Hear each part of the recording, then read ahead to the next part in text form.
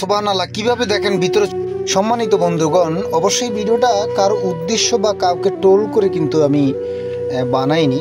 তো আসলে video camera open করলেই কিন্তু ভিডিও হয়ে যায়, তো সেটা আমরা বলি যে ভিডিও বানানো। আসলে ভিডিও বানানোর বিষয়টা অনেক বড় একটা কারবার, কারণ আমরা ভিডিও না করে কিন্তু অনেকে কিন্তু বিভিন্ন কারণে অকারণে আমরা সময় দিচ্ছি। তো যাই হোক, এই যে পাইলগুলো আপনারা দেখতে পাচ্ছেন, আসলে এই পাইলগুলো এক একটা পাইল প্রায় 1.5 টনের মতো ওজন।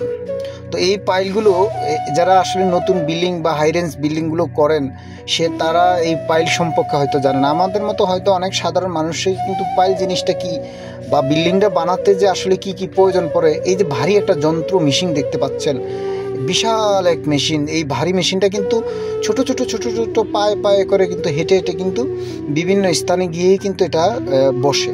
তো এটা কিন্তু যেভাবে আছে ঠিক এইভাবে, এই যে পাইলটা ঢুকাচ্ছে দেখছেন, এই যে দেখতে পাচ্ছেন পাইলটা কিভাবে কিন্তু ঢুকে যাচ্ছে মেশিনের সাহায্যে।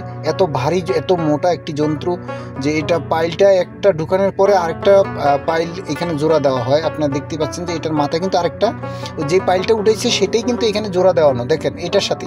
এখন এটাকে এখানে স্থগিত রাখা হয়েছে, যে আগেরটা যেটা আছে ওটা ভিতরে প্রবেশ তো করে ফেলেছেন, আর এটাকে এটার সাথে জোড়া দিবেন, মানে এটার সাথে ওয়ালিং করেই কিন্তু এটাকে জোড়া দিয়ে কিন্তু আবার ঢুকাবেন। তো যাই হোক, এই যে মেশিনটা দেখতে পাচ্ছেন, মানে এটা একটা বিশাল ভারী একটি যন্ত্র।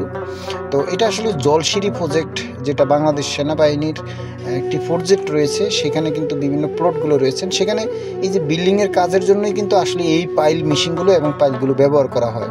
অদ্ভুত একটা দৃশ্য, হয়তো আমি আপনাদেরকে কিভাবে বুঝাইতে পারছি কিনা আমি জানি না, তবে এই ভিডিওটা করার উদ্দেশ্য হলো এইটা দেখার জন্য। অবশ্যই ভালো লাগলে ভিডিওটি আপনারা শেয়ার করতে